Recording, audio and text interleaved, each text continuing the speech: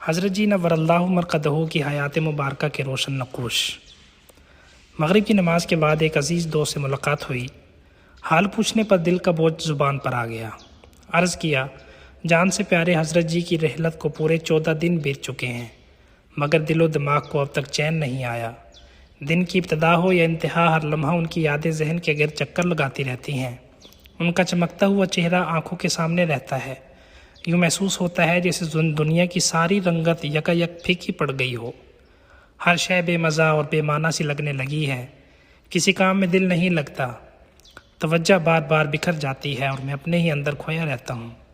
صبر، تعزیت اور حوصلے کے سب کلمات سننے میں تو آتے ہیں، مگر دل تک پہنچتے پہنچتے الفاظ بن کر رہ جاتے ہیں۔ شدید الجھن ہے، کچھ سمجھ نہیں آتا خود کو کیسے سنبھالوں۔ دوست نے یہ سب خاموشی سے سنا، پھر ایک لمبا سانس لیا، میری آنکھوں میں دیکھا اور آہستہ سے بولا، میری بھی یہی کیفیت تھی، بالکل یہی، مگر کل ایک خیال دل میں آیا اور وہی خیال میری بے چینی کو رفتہ رفتہ راحت میں بدلنے لگا۔ میں نے بھی اختیار پوچھا، کون سا خیال، کیسا خیال؟ دوست نے پہلو بدلا، جیسے بات کو دل سے نکال کر لفظوں میں ڈھال رہا ہو، اور پھر بولا، میں نے حضرت جی نور اللہ مرقدہ کی پوری حیات مبارکہ پر غور کیا۔ دیر تک سوچنے کے بعد میں اس نتیجے پر پہنچا کہ ان کی زندگی حضور نبی کریم صلی اللہ علیہ وسلم کے اس فرمان مبارک کی مکمل اور مجسم تصویر تھی، من کان یؤمن باللہ والیوم الآخر فلیقل خیرا او لیصمت۔ جو شخص اللہ اور یوم آخرت پر یقین رکھتا ہو وہ بھلائی کی بات کہے یا خاموش رہے۔ دوست نے کہا، الحمدللہ مجھے بھی حضرت جی کی سال ہا سال صحبت نصیب ہوئی، اور آپ کو تو بچپن سے ہی قربت حاصل تھی، اور مجھے پورا یقین ہے کہ جس شخص کا بھی حضرت جی سے تعلق رہا ہوگا وہ اس بات کی گواہی دے گا کہ ان کی زبان سے ہمیشہ خیر ہی جاری ہوا۔ اللہ کی محبت کا تذکرہ، حضور صلی اللہ علیہ وسلم کی تعلیمات، اکابر اسلاف کے واقعات، تصوف و سلوک کی باتیں، اخلاق حسنہ کی تلقین، بہترین طرز زندگی کی نصیحتیں، یہی ان کی گفتگو کا حاصل تھا۔ اور اس کے علاوہ دوسری صورت میں وہ خاموش ہی رہتے تھے۔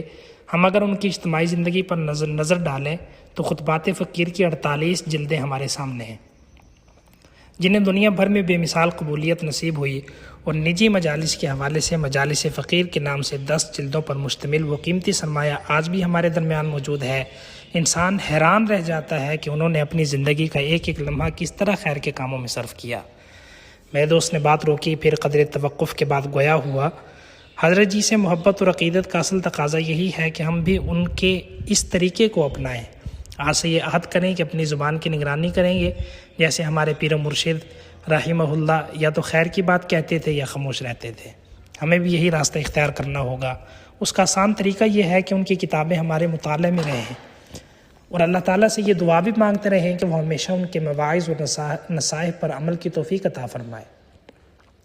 آخر میں اس نے گہرا سانس لیا اور کہا، ابتدا میں یہ راستہ مشکل ضرور لگے گا، مگر ہم خلوص کے ساتھ کوشش کریں تو اللہ رب العزت خود ہمارے لیے آسانیاں پیدا فرمائیں گے، اور یوں ہم حضور صلی اللہ علیہ وسلم کے اس مبارک فرمان پر عمل کرنے والوں میں شامل ہو جائیں گے، جس میں دنیا کی بھی کامیابی ہے اور آخرت کی بھی۔ دوست کی باتیں سن کر دل کا بوجھ ہلکا ہو گیا، اور احساس ہوا کہ شاید غم کا مداوع اس راستے پر چلنا ہے جو ہمارے محبوب مرشد نور اللہ مرقدہ ہمیں دنیا میں دکھا کر گئے ہیں۔